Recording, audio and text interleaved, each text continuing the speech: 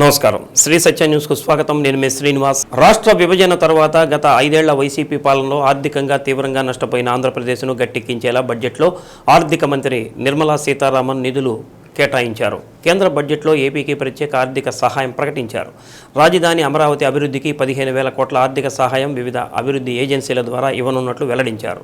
అవసరాన్ని బట్టి భవిష్యత్తులో మరిన్ని అదనపు నిధులు కేటాయిస్తామని చెప్పారు.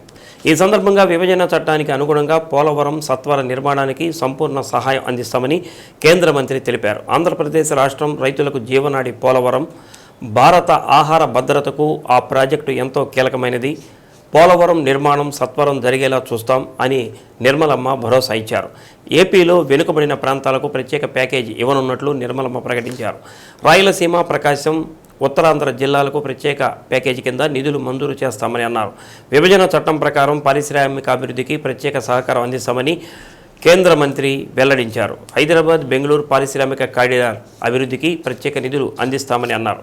విశాఖ, చెన్నై పారిశ్రామిక కారిడార్లోని నోడ్లకు ప్రత్యేక సహాయం చేస్తామని అన్నారు. కొప్పర్తి, ఓర్వకల్లు పారిశ్రామిక కేంద్రాలకు నీళ్లు, విద్యుత్తు, రోడ్లు, హైవేల అభివృద్ధికి నిధులు కేటాయిస్తామని అన్నారు. విశాఖ, చెన్నై కారిడార్లో కొప్పర్తికి, హైదరాబాద్, బెంగళూరు కారిడార్లో ఓర్వకల్లుకు నిధులు ఇస్తామని తెలిపారు. Andhra Pradesh reorganisation act. Our government has made concerted efforts to fulfill the commitments in Andhra Pradesh Reorganization Act. Recognizing the state's need for a capital, we will facilitate special financial support through multilateral development agencies.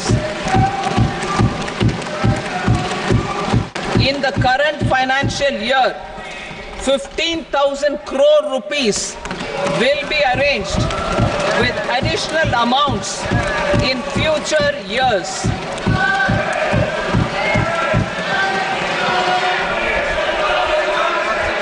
Our government is fully committed to financing and early completion of the Polavaram irrigation project, which is the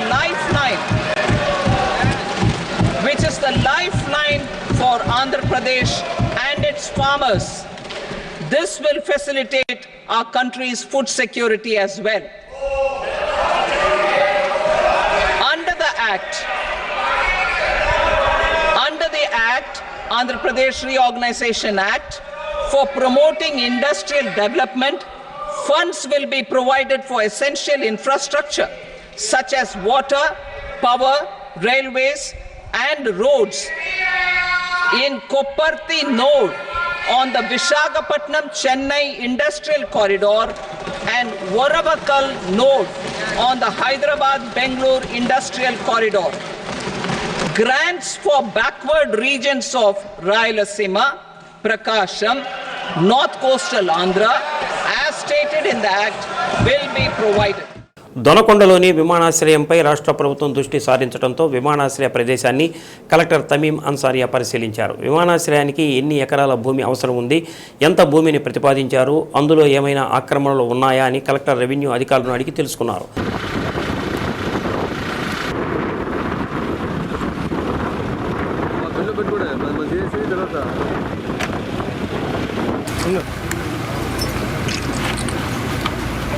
విమానాశ్రయానికి ప్రతిపాదించిన భూములకు సంబంధించిన వివరాలను మ్యాపుల ద్వారా RDO John Irwin వివరించారు. దొనకొండ విమానాశ్రయ పూర్తి సమాచారాన్ని క్లుప్తంగా నివేదికను సిద్ధం చేసి అందజేయాలని ఆర్డీఓను ఆదేశించారు. కలెక్టర్ వెంట దర్శి నియోజకవర్గ ఇన్ఛార్జి డాక్టర్ గుట్టిపాటి లక్ష్మి, తహసీల్దార్ సుజాత, ఎంపీడీఓ వసంత నాయక్ తదితరులు పాల్గొన్నారు.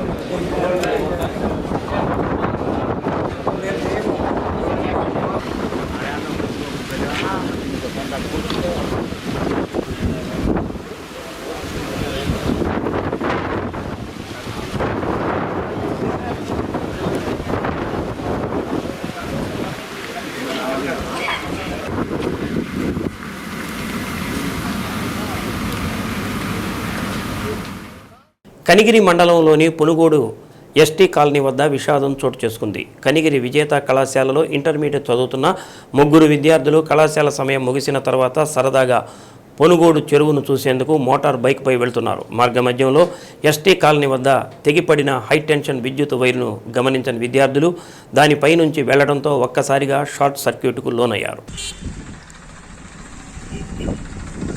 చూస్తుండగానే మోటార్ బైక్ అగ్నికి ఆహుతి కాగా ఆ మంటలో ముగ్గురు విద్యార్థులు కూడా కాలిపోయి అక్కడికక్కడే మృతి చెందారు.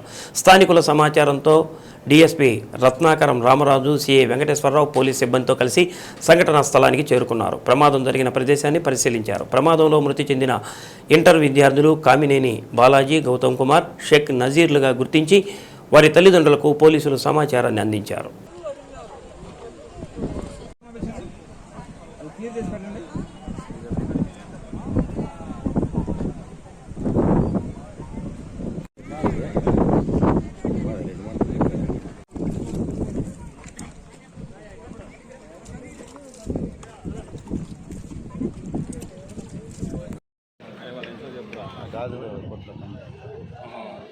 నాన్న హైదరాబాద్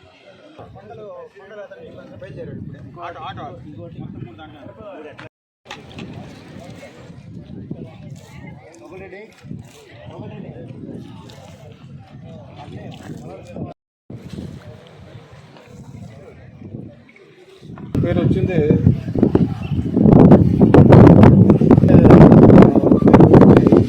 బాలాజీ, నజీర్, గౌతమ్ కుమార్. అందరూ కూడా 16 ఇయర్స్ ఏజ్. వీళ్ళు విజేత స్కూల్ నుంచి 3 గంటల సమయంలో ఇక్కడ పునుగోడు పక్కన ఎస్టీ కాలనీ తర్వాత వచ్చి ఇక్కడ చెరువు అవుతుంది. ఈ చెరువుకి చూసేదానికేమో వస్తున్నప్పుడు ఈ ఎలక్ట్రికల్ మెయిన్ లైన్ ఉంది. ఎలక్ట్రికల్ మెయిన్ లైన్లో కట్ అయ్యి కింద పడింది. వీళ్ళు చూసుకోకుండా ఆ లైన్ వైర్ టచ్ చేయడంతో ఆ స్కూటరు ప్లస్ దాంట్లో ఉన్న స్కూటర్ కూడా కాలిపోయింది. ముగ్గురు కూడా ఎలక్ట్రికల్ షాక్ వల్ల ముగ్గురు కూడా చనిపోయినారు. చనిపోయిన తర్వాత ఈ ఎలక్ట్రికల్ దీనివల్ల కూడా ఆ కార్డు కూడా బాగా కాలిపోయింది. స్కూటర్ కూడా కాలిపోయింది. ఇది యాక్సిడెంటల్గా తర్వాత ఎలక్ట్రికల్ వాళ్ళు కూడా వచ్చి ఎలక్ట్రికల్ మెయిన్ లైన్ ఈజీగా తెగదని ఎట్లా తెగింది ఇప్పుడైతే ఇది యాక్సిడెంట్గా జరిగింది. వికసిత్ భారత్ 2047 విజన్కు అనుగుణంగా కేంద్ర బడ్జెట్లో అభివృద్ధి, సంక్షేమానికి పెద్దపీట వేశారని ఎంపీ మాగుంట శ్రీనివాసులరెడ్డి అన్నారు. విభజనతో ఆర్థిక లోటులో ఉన్న రాష్ట్రాన్ని గుర్తించి అమరావతి రాజధాని నిర్మాణానికి 15,000 కోట్ల ప్రత్యేక సహాయంతో పాటు పోలవరం సత్వర నిర్మాణానికి సంపూర్ణ సహాయం అందించడం సంతోషదాయకమని అన్నారు. ప్రకాశం జిల్లాకు ప్రత్యేక ప్యాకేజీ ఇవ్వడం హర్షించదగిన విషయమని అన్నారు. ప్రధాని నరేంద్ర మోడీ, ముఖ్యమంత్రి చంద్రబాబు నాయుడులకు మాగుంట కృతజ్ఞతలు తెలిపారు. ఈ బడ్జెట్ అలొకేషన్ రావటం అనేది చాలా సంతోషకరమైన విషయం. ఇది ఇక ఇండస్ట్రియల్ డెవలప్మెంట్ అనేది, ఇండస్ట్రియల్ కారిడార్స్ అనేది వైజాగ్ టు చెన్నై కారిడార్ ఉన్నాయి, బెంగళూరు టు కొత్త కృష్ణపట్నం టు బెంగళూరు ఉన్నాయి. అన్ని కారిడార్స్ అన్నీ కూడా ఉన్న పెండింగ్ అన్నీ కూడా ముందుకు తీసుకెళ్తామని వారు ఇవ్వటం అనేది కూడా ఒక సంతోషకరమైన విషయము. ప్రధానమైనది ఏంటంటే బ్యాక్వర్డ్ రీజియన్ గ్రాంట్ అనేది ఎప్పటి నుంచో పెండింగ్లో జరుగుతూనే ఉంటాయి. అది అంటే ఆంధ్రప్రదేశ్లో ముందు ఉన్న 13 జిల్లాల్లో 7 జిల్లాలను ఎంపిక చేస్తున్నారు. ఇప్పుడు మరలా ఇంకొక 3 జిల్లాలను కూడా కలుపుకొని అందులో మాకు ప్రత్యేకంగా ప్రకాశం జిల్లాను కూడా చేసినందుకు కూడా ముఖ్యంగా ఫస్ట్ మా ముఖ్యమంత్రి వర్యులు నారా చంద్రబాబు నాయుడు గారికి ధన్యవాదాలు కూడా తెలుపుకుంటూ, అంటే బ్యాక్వర్డ్ రీజియన్ అనేది యాక్చువల్గా రేపు 24వ తారీఖు జూన్ 24వ తారీఖు పార్లమెంట్లో మొదటి క్వశ్చన్గా నాది ఉన్నది అది ఆస్పిరేషనల్ డిస్ట్రిక్ట్స్ అనేది కూడా. ఎందుకేమిటంటే ప్రకాశం జిల్లాని ఎందుకు మీరు ఆస్పిరేషనల్ అంటే బ్యాక్వర్డ్ ఏరియాగా కూడా చేయలేదని పదే అడుగుతూ వచ్చాం. ఈరోజు పార్లమెంట్లో బడ్జెట్లోనే దాన్ని ప్రస్తావన చేయటం అంటే చాలా సంతోషపడుతున్నాను నేను. ప్రకాశం జిల్లాని పూర్తిగా మనం వెనుకబడిన ప్రాంతంగా కూడా డిక్లేర్ చేస్తే ఇంకా చాలా వసతులు కూడా ఏర్పడినదానికి కూడా వీలవుతుందని తెలుపుకుంటూ కేంద్ర ప్రభుత్వం వారు ప్రవేశపెట్టిన ఈ బడ్జెట్ అనేది ఎక్సలెంట్ బడ్జెట్. నవయుగ కవి చక్రవర్తి గుర్రం జాషువా తన కవిత్వం ద్వారా ప్రజల నాలుకలపై చిరస్థాయిగా నిలిచిపోయారని సాంఘిక సంక్షేమ శాఖ ఉప సంచాలకులు లక్ష్మణనాయక్ అన్నారు. గుర్రం జాషువా సాంస్కృతిక సాహిత్య సేవా సమితి ఆధ్వర్యంలో కలెక్టర్ కార్యాలయం ప్రాంగణంలో గుర్రం జాషువా 53వ వర్ధంతి సందర్భంగా విగ్రహానికి పూలమాలలు వేసి ఘనంగా నివాళులర్పించారు.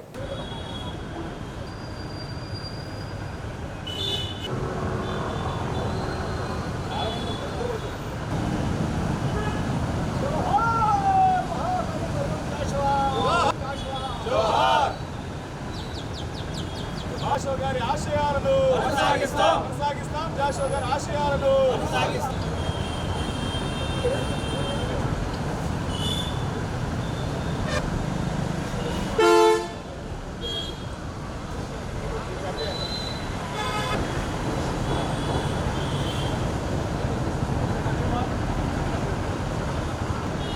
జాషువా సాంస్కృతిక సాహిత్య సేవా సమితి అధ్యక్షుడు బ్రహ్మయ్య మాదిగ మాట్లాడుతూ సమాజంలో అసమానతలకు వ్యతిరేకంగా కవితలు రాసి ప్రజలను మేల్కొల్పారని అన్నారు. గబ్బిళం కావ్యం ద్వారా శివునికి బాధలను చెప్పినటువంటి కవి జాషువా అన్నారు. కార్యక్రమంలో జాషువా సాంస్కృతిక సాహిత్య సేవా సమితి కార్యదర్శి రవికుమార్, ఎంఆర్పిఎస్ జిల్లా అధ్యక్షుడు రావినూతల కోటి మాదిగ, దళిత హక్కుల సాధన సమితి అధ్యక్షుడు ముప్పవరపు గోపి, కవులు యదురాజ్ శాస్త్రి, కత్తి కళ్యాణ్, చింతపల్లి అశోక్, మోహన్ మునుస్వామి, పాలపర్తి మోహన్, ఎంఆర్పిఎస్ నాయకులు బాబు మాదిగ తదితరులు పాల్గొన్నారు.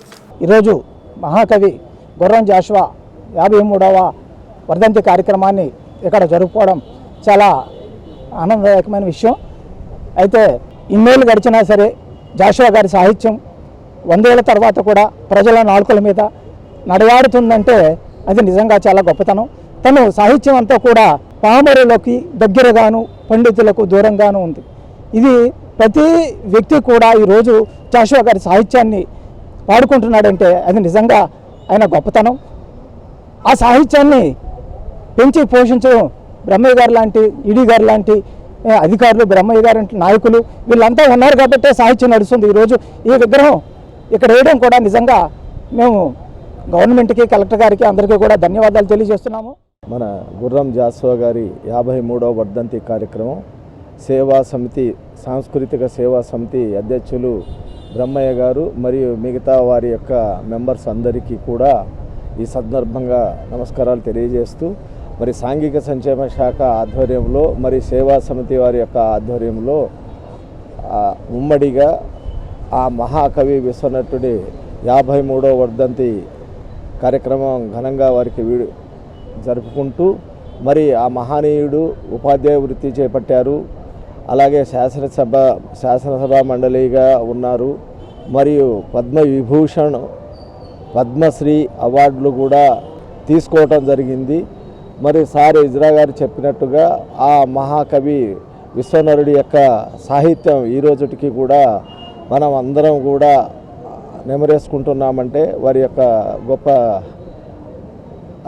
కవి సాహిత్యానికి నిదర్శనమని తెలియజేస్తూ ఈ అవకాశం ఇచ్చినటువంటి వారికి నేను ప్రత్యేక ధన్యవాదాలు తెలియజేస్తాను. యాదవ మాదిగ సామాజిక వర్గాలకు చెందిన ఇద్దరు వ్యక్తులకు కలిగిన బిడ్డడుగా బయటకు వచ్చినటువంటి జాషువా గారు తన తండ్రిని మాదిగ యువతిని పెళ్లి చేసుకున్నందుకు యాదవ సమాజం ఎలేస్తే మాదిగీకరణ చెందినటువంటి జాషువా గారి తండ్రి అడుగుజాడల్లో ఆయన తండ్రి, ఆయన తల్లి ఆనాడు సమాజానికి 100 సంవత్సరాల నాటి పూర్వమే ఒక కులాంతర వివాహంతో తమ ధిక్కారాన్ని వినిపిస్తే అదే ధిక్కార స్వరంతో ఈ ప్రపంచంలోకి వచ్చినటువంటి జాషువా గారు సాహిత్యం మీద తనకుండబడిన పట్టుతో సాహిత్యం అంటే, చదువుల సరస్వతి అంటే ఏ ఒక్కరి సొత్తు కాదని చెప్పడంతో పాటు అది బ్రాహ్మలే కాదు మేము రాయగలమని చెప్పని కవిత సామ్రాజ్యంలోకి అడుగుపెట్టి ప్రతి మాటను కూడా పేదలకు, పామరులకు అర్థమయ్యే విధంగా తన కవితల్ని సంధించినటువంటి గొప్ప కవి, మహాకవి జాషువా గారు తన కవిత్వంతో పేదల పడుతున్న బాధలని, ఆవేదనని శివుడి దగ్గరకు చేర్చే ప్రయత్నం చేసడంతో పాటు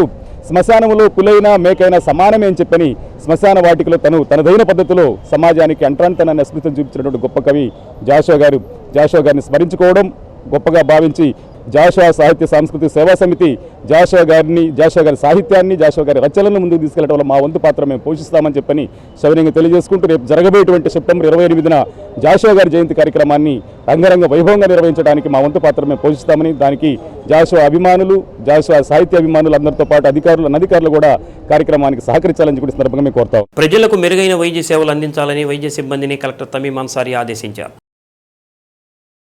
దర్శి మండలం గణేశ్వరపురం గ్రామంలోని మండల పరిషత్ ప్రాథమిక పాఠశాలలో ఏర్పాటు చేసిన మెడికల్ క్యాంపును కలెక్టర్ తమీం అన్సారీ ఆకస్మికంగా తనిఖీ చేశారు. వైద్య సిబ్బంది అందిస్తున్న వైద్య సేవలను పరిశీలించారు. ఈ సందర్భంగా మెడికల్ క్యాంపులో ప్రజలకు నిర్వహించిన వైద్య పరీక్షల గురించి వైద్యులు డాక్టర్ వెంకట శ్రీనివాసును అడిగి తెలుసుకున్నారు. సంబంధిత రిజిస్టర్లను పరిశీలించారు. ఏఎన్ఎంలతో కలెక్టర్ మాట్లాడుతూ గ్రామాల్లో ఫీవర్ సర్వే చేస్తున్నారా, ఈ నెలలో ఇప్పటి వరకు ఎన్నిసార్లు ఫీవర్ సర్వే చేశారు, ఎన్ని ఫీవర్ కేసులు నమోదయ్యాయి తదితర వివరాలపై ఆరా తీశారు. వైద్య పరీక్షలకు వచ్చిన గ్రామస్తులు బంకా కోటమ్మ వెంకమ్మలతో కలెక్టర్ ముఖాముఖి మాట్లాడారు. ఏ ఆరోగ్య సమస్యపై వచ్చారు, గ్రామంలో ఏఎన్ఎం వైద్య సేవలు సక్రమంగా అందిస్తున్నారా, మందులు ఇస్తున్నారా అని అడిగి తెలుసుకున్నారు. ప్రజలకు వైద్య సేవలు అందించడంలో అలసత్వంగా ఉండరాదని, మెరుగైన వైద్య సేవలు అందించాలని, ముఖ్యంగా ఫీవర్ సర్వే కార్యక్రమం పటిష్టంగా చేపట్టాలని కలెక్టర్ వైద్య సిబ్బందిని ఆదేశించారు. కలెక్టర్ వెంట కనిగిరి ఆర్డీఓ జాన్ ఇర్విన్, తహసీల్దార్ సుజాత తదితరులు పాల్గొన్నారు.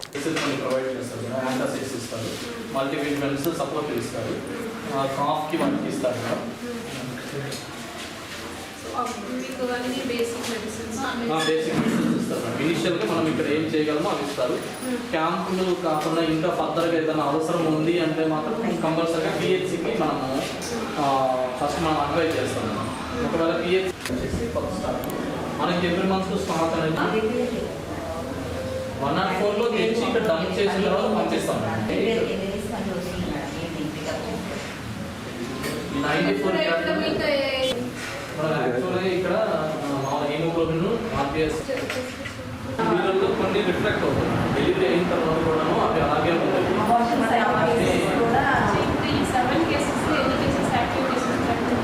ఇక్కడ ఎన్ని కేసెస్ చేసామో లేదా అనేది చూసుకొని మనం అది క్లియర్ చేస్తే అది మన అకౌంట్లోంచి వెళ్ళిపోయింది. ఇప్పుడు 11 మెంబర్స్ని మనం చూసిన తర్వాత అకౌంట్లోంచి 2 విజిట్స్ అంటే మాకు అకౌంట్ సపరేట్ చేయాలి. ఎన్ని మందులు ఇచ్చారు పోయిన నెలలో? ఎన్ని ఇచ్చారు? నెల రోజులకు సరిపడి ఇచ్చామా 10 రోజులు?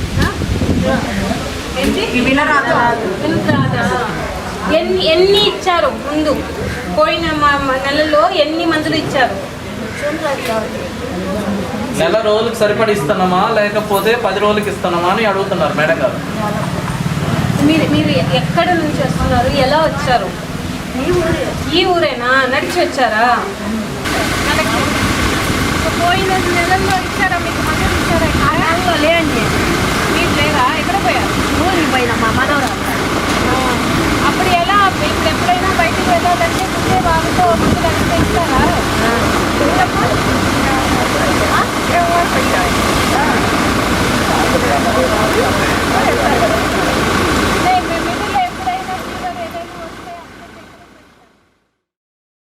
నిరంతరం జర్నలిస్టుల వృత్తిలో ఉంటూ అనుకోని ప్రమాదానికి గురైనప్పుడు కుటుంబాన్ని ఆదుకునేందుకు తక్కువ ఖర్చుతో ఎక్కువ లాభం కలిగినటువంటి బీమా పాలసీని తీసుకోవడం మంచిదని డాక్టర్ జాలాది మణిబాబు, బీజేపీ రాష్ట్ర అధికార ప్రతినిధి బొద్దులూరి ఆంజనేయులు అన్నారు. నగరంలోని ఏపీఆర్ఎస్ఏ కార్యాలయంలో SC ST journalist welfare association ఆధ్వర్యంలో సభ్యులకు నూతన బీమా పాలసీలు అందజేశారు.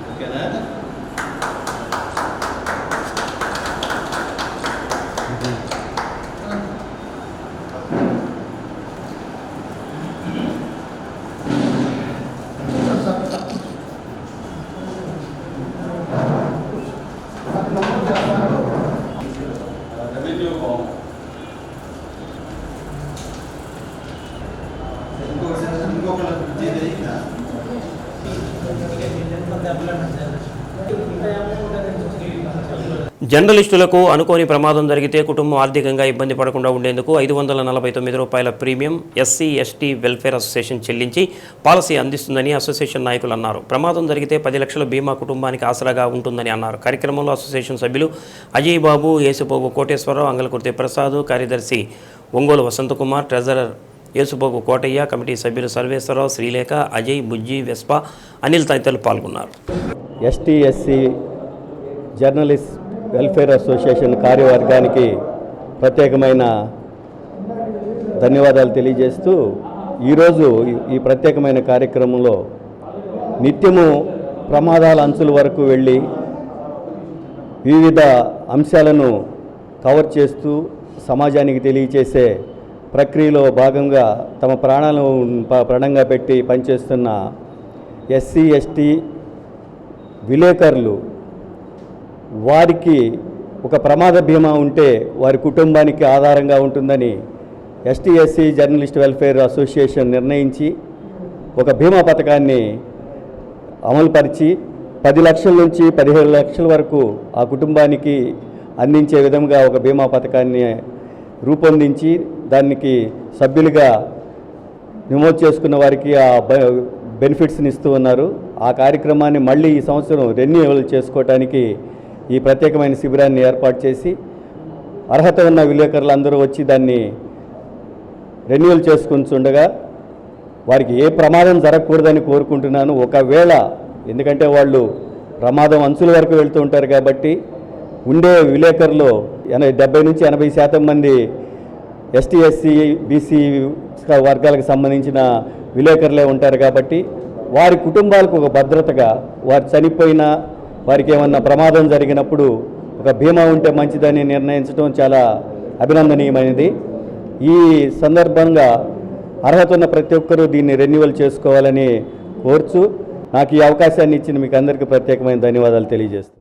ప్రతి ఒక్కరు కూడా జాగ్రత్తలు పాటించి వారి యొక్క వృత్తిలో ప్రజలకు సేవ చేసే పనిలో భాగంగా వారు ఎంతో హడావుడిగా వార్తలు సేకరించే పనిలో ఉంటారు. ఆ సందర్భంగా అనుకోని సంఘటనలు ఏమైనా జరుగుతాయని ముందు జాగ్రత్త చర్యతో ఇటువంటి పథకాలు తీసుకురావడం, ఆ పథకాలు వారు వినియోగించుకోవడం చాలా సంతోషం. ప్రతి ఒక్కరు కూడా ప్రమాదాలకు దూరంగా ఉండాలని, అవి జరగకుండా ఉండాలని కోరుకుందాం. వారి కుటుంబాలకి వారి సేవలు జీవితాంతం అవసరం. అనుకోకుండా జరిగితే ఇటువంటి వెనకున్నటువంటి వారికి ఇది ఆసరాగా ఉంటుందని మాత్రమే తెలియజేస్తున్నాం. ఇది ప్రతి ఒక్కరి యొక్క బాధ్యత. అర్హులైనటువంటి ప్రతి ఒక్కరూ ఈ యొక్క స్కీమ్ని ఉపయోగించుకోవాలని భారతీయ జనతా పార్టీ అధికార ప్రతినిధిగా జిల్లాలో ఉన్నటువంటి ప్రతి ఒక్క రిపోర్టర్ని కోరుచున్నాం. జర్నలిస్టులు ప్రత్యేకించి ఎస్సీ ఎస్టీ జర్నలిస్టుల వెల్ఫేర్ అసోసియేషన్గా ఆవిర్భవించి ఈ ఎస్సీ ఎస్టీ జర్నలిస్టుల వెల్ఫేరే ముఖ్య ఉద్దేశంతో ఏర్పడ్డ సంస్థ ఇది. కాబట్టి ఈ సంస్థ ద్వారా జర్నలిస్టు సోదరులందరూ అర్హత కలిగిన వారు నమోదు చేయించుకొని పాత పాత సభ్యులు రెన్యువల్ చేయించుకొని కొత్తగా నమోదు కానటువంటి వారు మరలా ఈరోజు ఉచితంగా నమోదు అయ్యి వాళ్ళ వృత్తిరీత్యా జరుగుతున్నటువంటి ప్రమాదానికి కానీ సంబంధించి ఎటువంటి ఇబ్బందులైనా సంఘం ద్వారా ఈ సేవలను పొందాలని ఈ సందర్భంగా కోరుచున్నాం. కేంద్ర ప్రభుత్వం ప్రవేశపెట్టిన బడ్జెట్ పట్ల ప్రజాప్రతినిధులతో పాటు వివిధ వర్గాల ప్రజలు ఆనందం వ్యక్తం చేస్తున్నారు. కేంద్ర బడ్జెట్లో రాష్ట్రానికి నిధుల కేటాయింపుతో పాటు విభజన చట్టంలోని వెనుకబడిన ప్రాంతాల అభివృద్ధికి నిధులు కేటాయింపు చేయటం వల్ల జిల్లాకు ప్రయోజనం చేకూరడంతో హర్షం వ్యక్తం చేస్తున్నారు. కేంద్రంలోని ఎన్డీఏ ప్రభుత్వం 3.0 బడ్జెట్ ప్రజలకు ఎంతో ఉపయోగకరమైన బడ్జెట్గా కేంద్ర ఆర్థిక మంత్రి నిర్మలా సీతారామన్ ప్రవేశపెట్టారని ఆడిటర్ బైసాని జగన్మోహన్ రావు అన్నారు. కేంద్ర ఆర్థిక బడ్జెట్ ప్రవేశపెట్టిన సందర్భంగా ఆర్థిక పరిస్థితులపై శ్రీ సత్య న్యూస్తో మాట్లాడారు. చిన్న పరిశ్రమలకు ఆర్థికంగా ప్రయోజనాలు ఈ బడ్జెట్ ఉందని అన్నారు. ఈరోజు 7th బడ్జెట్ మన ఫైనాన్స్ మినిస్టర్ నిర్మలా సీతారామన్ గారు ప్రవేశపెట్టినారు. ఆ బడ్జెట్లో పర్టికులర్గా ఆదాయ పన్ను గురించి చాలా మెళకువలు ప్లస్ అట్లానే ఎన్నో రాయితీలు కూడా కల్పించినారు. ఆ రాయితీల్లో మొదటిది ఉద్యోగస్తులకి జీతం వచ్చే వాళ్ళందరికీ కూడా చాలా రకమైన బెనిఫిట్స్ ఇచ్చారు. పర్టికులర్గా స్టాండర్డ్ డిడక్షన్ని 50,000 నుంచి 75,000 వరకు పెంచారు. అట్లనే స్లాబ్స్ కూడా ఇంతకుముందు 3 నుంచి 6 లక్షల వరకు 5% ట్యాక్స్ పే చేసేదాన్ని ఇప్పుడు 3 నుంచి 7 లక్షల వరకు చేసి మళ్ళీ అక్కడ కూడా నియర్లీ ప్రతి వారికి 17,500 రూపాయలు బెనిఫిట్ వచ్చేట్లుగా మన కేంద్ర మంత్రి నిర్మలా సీతారామన్ గారు ప్రవేశపెట్టారు. అలానే లాంగ్ టర్మ్ క్యాపిటల్ గెయిన్స్ ఇప్పటివరకు ₹1,00,000 వరకు ఎగ్జంప్షన్ ఉండేది. ఆ ₹1,00,000 1,25,000 వరకు పెంచినారు. అంతేకాకుండా లోన్స్ తీసుకునే వాళ్ళకి ఎవరికైనా సరే చిన్న వాళ్ళని బాగా ప్రోత్సహించినారు సెంట్రల్ గవర్నమెంట్ వారు. అట్లానే కొత్తగా స్పెషల్ ఫైనాన్షియల్ సపోర్ట్ ఆంధ్రప్రదేశ్కి 15,000 కోట్ల రూపాయల వరకు ఇస్తామని పార్లమెంట్లో బడ్జెట్లో చెప్పినారు.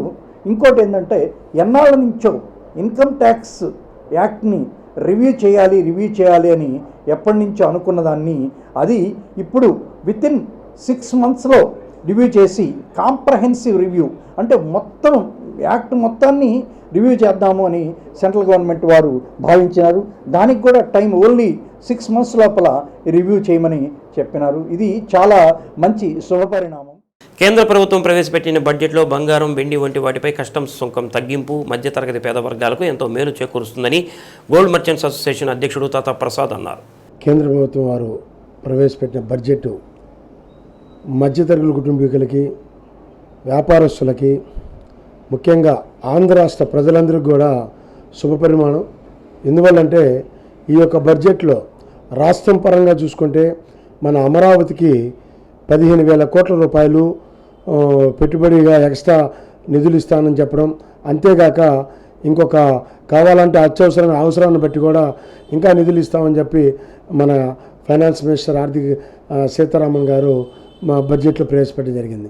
అదేవిధంగా మన ముఖ్యమంత్రి చంద్రబాబు నాయుడు గారి డ్రీమ్ ప్రాజెక్ట్ అయిన పోలవరం ప్రాజెక్టుకి కూడా వాళ్ళు నిధులు ఇవ్వడం జరిగింది. ఇదంతా ఈ కృషి అంతా కూడా కేవలం మన రాష్ట్ర ముఖ్యమంత్రి వర్యులు నారా చంద్రబాబు నాయుడు గారు, అదేవిధంగా ఉప ముఖ్యమంత్రి వర్యులు కొణిదెల పవన్ కుమార్ గారి వారి మద్దతుతోటి వారు ఎంతో కృషి చేస్తే మన ఆంధ్రప్రదేశ్కి చాలా సంవత్సరాల తర్వాత ఈ యొక్క నిధులు రాబట్టుకోవడం జరిగింది. అంతేకాకుండా ఈ మన జిల్లాకు సంబంధించి ప్రకాశం జిల్లాకు సంబంధించి కూడా వెనుకబడి ప్రాంతమైన సందర్భంగా దీనికి కూడా నిధులు ఇస్తామని చెప్పడం, దానిలో మన ఎంపీ గారి కృషి, మన శాసనసభ్యుల కృషి ఎంతో ఉందని తెలియపరుస్తున్నాం. బంగారం వ్యాపారానికి ముఖ్యంగా కస్టమ్స్ డ్యూటీ 6% తగ్గించడం, బంగారం వెండి మీద, అదేవిధంగా ప్లాటినం మీద 6.5% తగ్గించడం వ్యాపార వర్గాల వారికి కూడా చాలా ఊరటనిచ్చే అంశం. ఇంతేకాకుండా మధ్యతరగతి ప్రజలందరూ కూడా ఇన్కమ్ ట్యాక్స్ కట్టేవాళ్ళు కూడా ఈ యొక్క చాలా మనకి బెనిఫిట్స్ రావడం జరిగింది. రాష్ట్ర ప్రజలందరూ కూడా ఎంతో సుఖ సంతోషాలతోటి ఉన్నారని తెలుపుకుంటూ, ముఖ్యంగా వ్యాపార వర్గాల వారికి, అన్ని రకాల బడుగు బలహీన వర్గాల వారికి, ఇన్కమ్ ట్యాక్స్ ప్లేయర్ అందరికీ కూడా, ఎందుకంటే రాబోయే రోజుల్లో ట్యాక్స్ కట్టేవాడు ఇంకా పెరుగుతారని ఆశిస్తూ మరొకసారి ఈ కేంద్ర ప్రభుత్వం వారికి, వారి రాష్ట్ర ప్రభుత్వం వారికి, మన జిల్లా ఎమ్మెల్యేలకి, ఎంపీ గారికి, ముఖ్యంగా అందరికీ కూడా ధన్యవాదాలు. కేంద్ర ప్రభుత్వం ప్రవేశపెట్టిన ఆర్థిక బడ్జెట్ ఆంధ్రప్రదేశ్కి ఒక టానిక్ లాంటిదని కాకతీయ సేవా సమితి నాయకులు బెదవాడ వెంకట్రావు అన్నారు. కేంద్ర ఆర్థిక మంత్రి నిర్మలా సీతారామన్ ప్రవేశపెట్టిన బడ్జెట్లో ఆంధ్రప్రదేశ్కు 15,000 కోట్ల రూపాయలు ప్రకటించడం, అలాగే పోలవరం నిర్మాణానికి నిధులు ఇస్తామని చెప్పడం, వెనుకబడిన జిల్లాల అభివృద్ధి చేస్తామని చెప్పడంతో పాటు ప్రకాశం జిల్లా కూడా అభివృద్ధిలోకి రావడానికి అవకాశం ఉందని, జిల్లా పేరుని ప్రకటించడం కూడా ఒక శుభ పరిణామమని అన్నారు. బడ్జెట్ ప్రతిపాదనలు ఆంధ్రప్రదేశ్ రాష్ట్రానికి మంచి ఉపయోగకరంగా ఉన్నాయి. కేంద్ర ఆర్థిక శాఖ మంత్రి ప్రకటనలో 15,000 కోట్ల రూపాయలు అమరావతికి ప్రకటించడం, అలాగే పోలవరానికి త్వరగా కంప్లీట్ చేసేదానికి నిధులు మంజూరు చేస్తాననటం చాలా గొప్ప విషయం. అలాగే విశాఖపట్నం చెన్నై కారిడార్ కానివ్వండి, కొత్త ఈ కారిడార్ డెవలప్ అయితే అనేక పరిశ్రమలు వస్తాయి. ఈ రాష్ట్రంలో ఎంతోమందికి ఉపాధి కలుగుతుంది నిరుద్యోగులకి. సో ఇవన్నీ మంచి పరిణామాలు.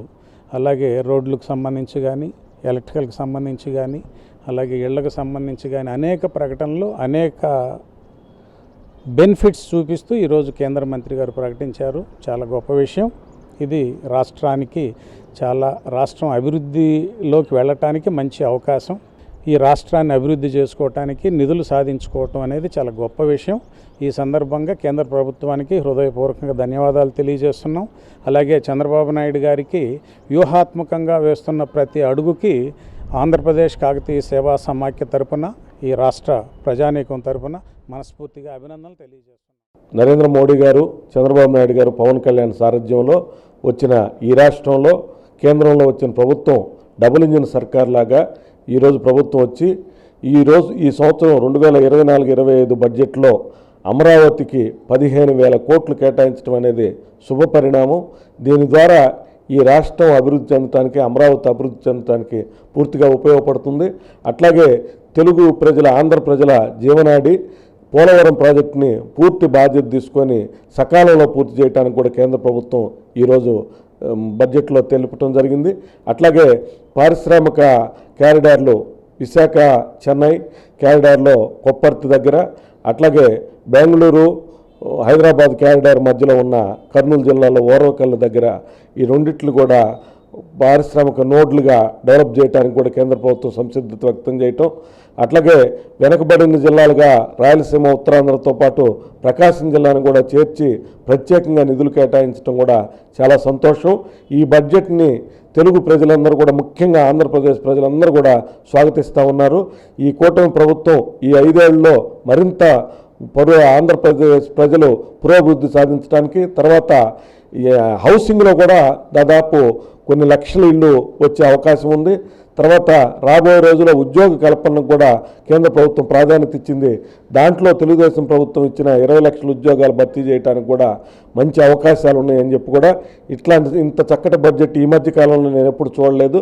ఈ బడ్జెట్ని ప్రజలందరూ కూడా పూర్తిగా ఆహ్వానిస్తూ ఉన్నారు.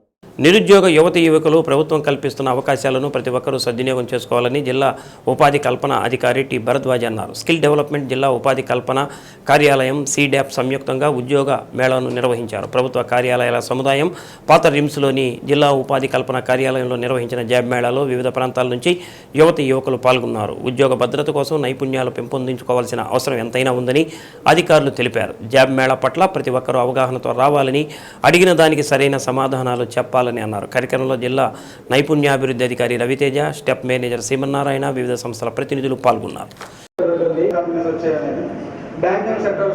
ఎంతవరకు మన స్కిల్ ఎంత ఉంటుందో, మన యొక్క మన చాతుర్యం, మన మాటకారితనం మీద ఈ మార్కెటింగ్ డిపార్ట్మెంట్ అనేది బాగా ఆధారపడి ఉంటుంది. మనం ఎంత తిరిగితే అంత ఆదాయం. అదే ఏదైనా ఒక షాప్లోనో, ఎక్కడైనా ఒక కంపెనీలో, ఒక ఫ్యాక్టరీలోనో ఏదైనా ఒక ఎంప్లాయీగా చేరామనుకోండి, జస్ట్ వాడు ఇచ్చే నెల శాలరీ అంతే. మనం 10 అవర్స్ కష్టపడండి, 12 అవర్స్ కష్టపడండి, వాడు ఇంత ఫిక్స్ చేస్తాడు, అదే జీతం ఇస్తారు. కానీ మార్కెటింగ్లో బేసిక్ శాలరీ ఇస్తూ మనం చేసిన టార్గెట్స్ రీచ్ అయ్యి ఇంకా ఎక్సెస్ చేస్తే మనకి ఇన్సెంటివ్స్ ఉంటాయి. ఇంకా కూడా ఇప్పుడు 10,000, 15,000, 18,000 జీతాలు శాలరీస్ చెప్పారు. You can get 25,000 to 30,000. First మీకు క్లారిటీ ఆఫ్ థాట్ ఉండాలి.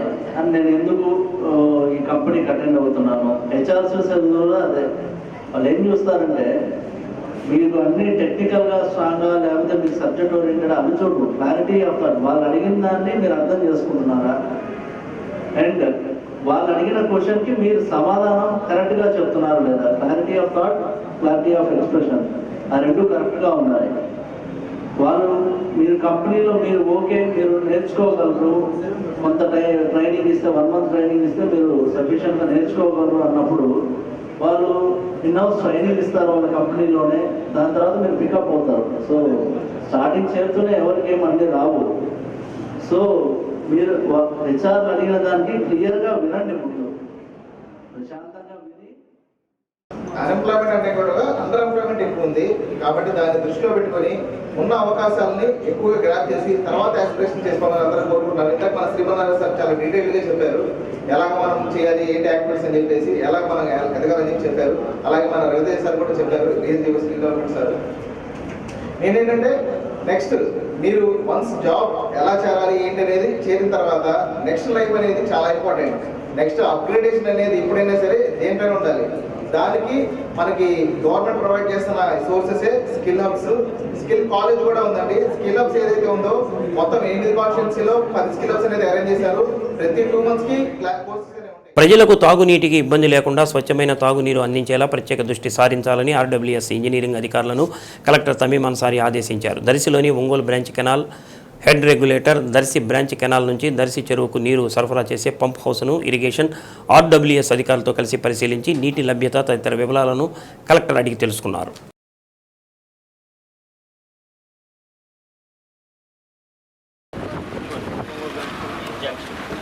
దర్శి చెరువును తాగునీటి సరఫరాకు సంబంధించి ఫిల్టర్ బెడ్ యూనిట్ను, రాపిడ్ శాండ్ ఫిల్టర్ యూనిట్ను కలెక్టర్ పరిశీలించారు.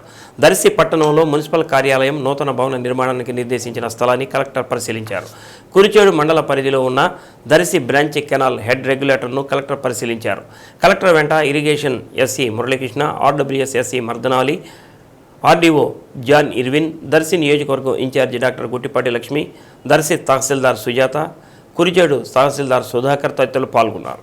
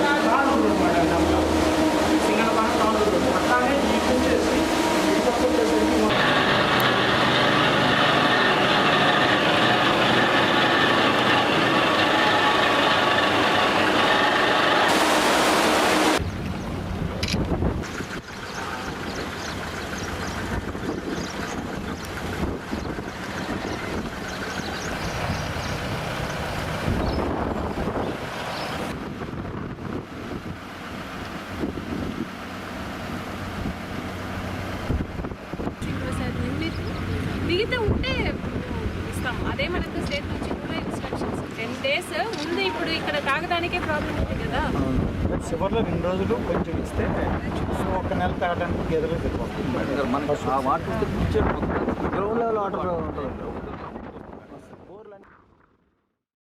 స్వయం సహాయక సంఘాలు, గ్రామ సంఘాలు, మండల సమాఖ్య, జిల్లా సమాఖ్య బలోపేతం కావాలని, వీటి బలోపేతంతోనే స్వయం సహాయక సంఘాల మహిళలు అభివృద్ధి జరుగుతుందని డిఆర్డీఏ పీడీ వసుంధర అన్నారు. ఒంగోలు మండల పరిషత్ కార్యాలయంలోని మండల సమాఖ్య కార్యాలయంలో ఒంగోలు మండల సమాఖ్య సమావేశం నిర్వహించారు.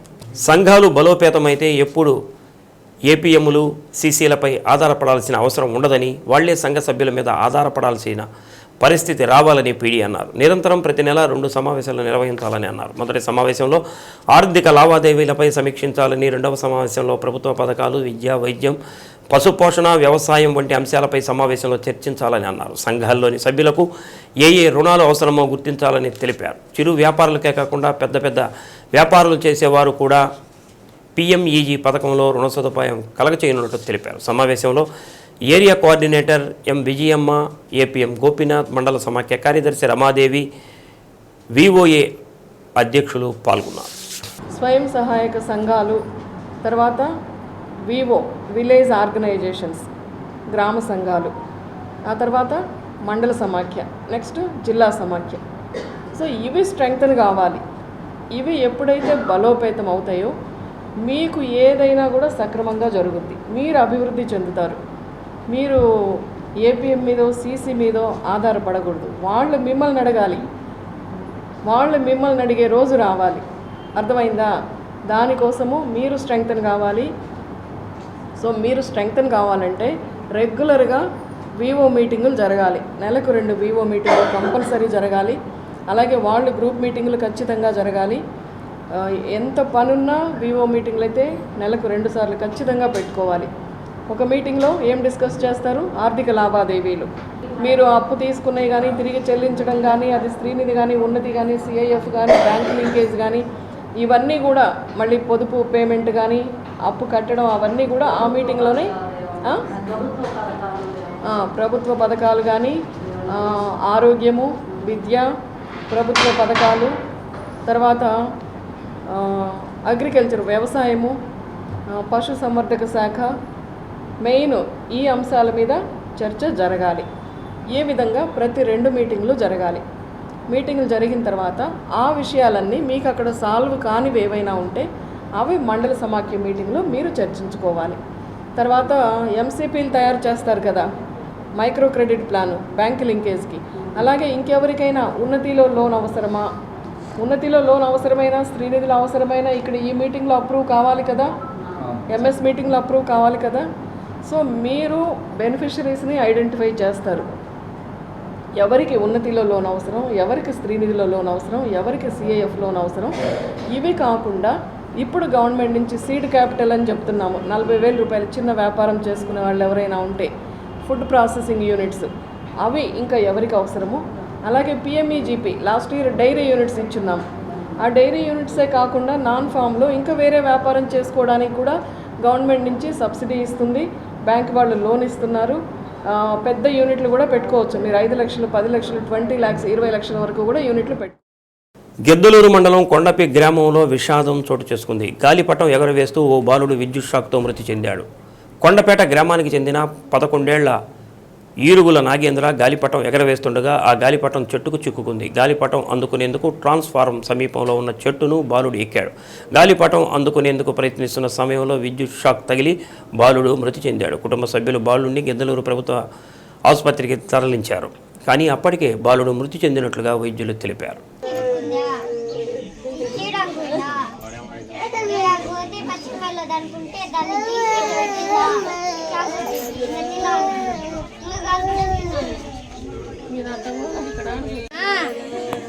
గాలిపటం ఎగురెత్తుంటుంటే అదే సంతుగాడు ఇరుక్కుంది చెట్టుకి, కట్టబెట్టి తీసిండు. తిన్నా అన్నాడు, అంతే.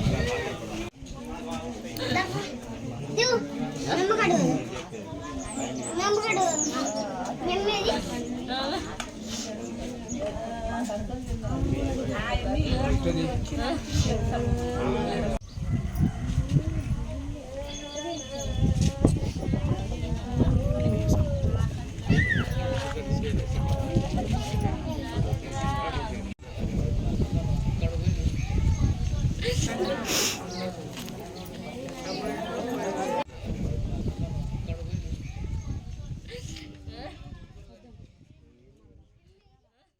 శ్రీ సత్య న్యూస్లో నేటి మాట.